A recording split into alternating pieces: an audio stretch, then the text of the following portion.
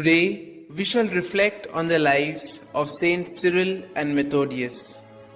St. Cyril and St. Methodius were brothers who descended from a senatorial family in Thessalonica, Greece.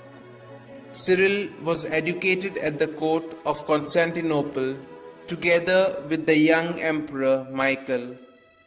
He was actually ordained to the secular priesthood, but later settled in a monastery on the Bosphorus.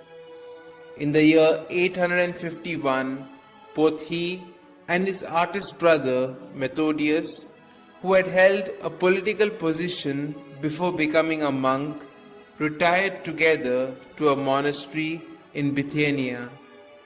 7 years later, Cyril was chosen for a mission to the Khazars, who had requested a teacher from Constantinople. His brother Methodius was to accompany him after both had made themselves familiar with the Khazar language. They carried their mission and converted great numbers. When, in the year 863, a request came from Moravia for Slavic-speaking priests to instruct the people in their own language, the two brothers were again selected for that work, and in preparation for it, Cyril invented a special Glagothic alphabet and translated the liturgy and most of the Bible into the Slav language, and so became the founder of Slav literature.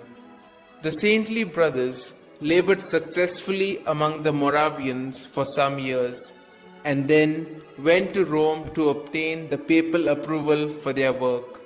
Here, St. Cyril died in the year 869, and his brother, having been made the bishop of Moravia and Pannonia, returned alone to his missionary labors.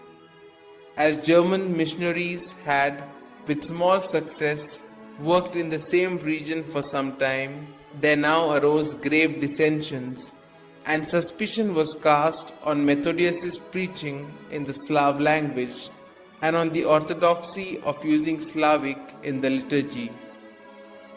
The Bishop of Salzburg went so far as to have Methodius deposed by a synod at Ratisbon and held him imprisoned for 3 years until Pope John VIII insisted on his being freed. But the friction between the German and the Slav clergy continued, and Slavic was only very gradually replaced by Latin in the Mass. Methodius died in the year 885 in Velebrodh.